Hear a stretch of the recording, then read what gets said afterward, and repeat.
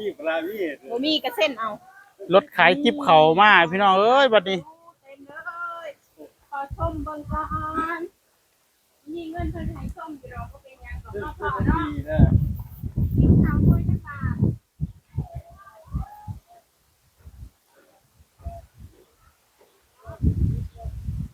เริ่มเสื้อละนี่การอะไรให้มีจะได้อายแห้งอันนี้ได้จักบาทนี่โอ้มันคือเก็ดคักแท้นี่หน่วยจักบาทนี่พ่อ250บ่โอ้ย250นี่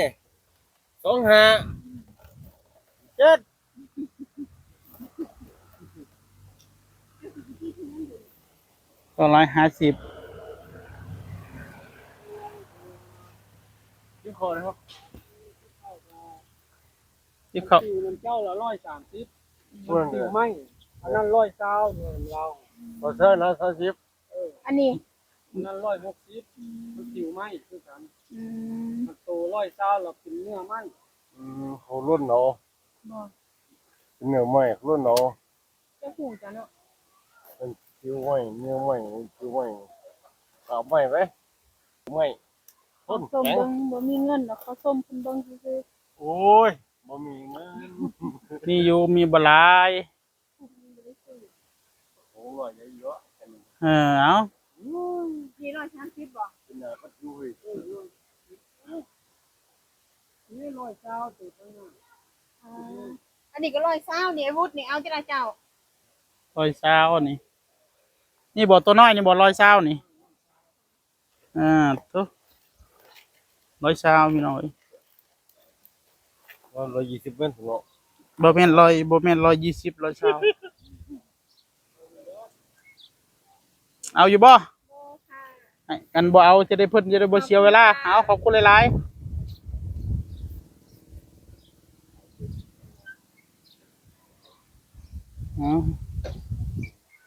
โอ้ยของเพิ่นยังแม่นหลายเต็มมะยะอยู่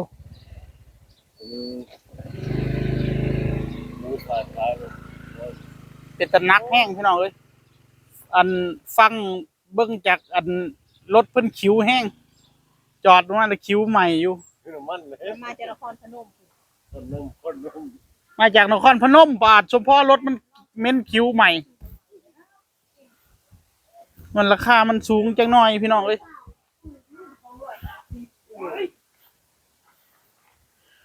เพิ่นเลาะขายเนาะเพิ่นก็เลยราคาแพงเอ้าน้ำมาที่ไสนี่ฮะปลากันล้างกินฮะน้ำมาที่ไสแม่โอ้ยเด็กน้อยเล่นน้ำ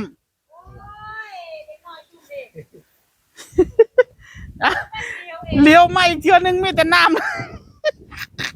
ำเส้นเฮาอยู่ไสล่ะบัดนี้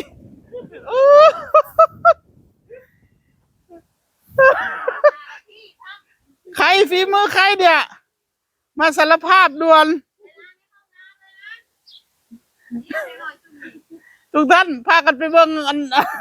บักติ๊บเข่าเลี้ยวมากเทื่อนึงเส้นหายแล้วอยู่ใส่แล้วเนาะบัดนี้เว้ยไปแล้วหนีความผิดแล้วอมวยกับโมจินี่เฮ็ดเส้นหายแล้วเลี้ยวมากเทื่อเห็นแต่น้ำจงลง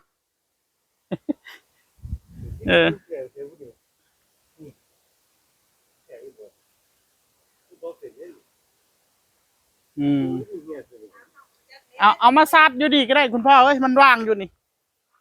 ซาดทิมไว้นี่นะพากันไปเบิ่งติ๊บเขามากลับมาอีกเทื่อน้ำท่วมแล้ว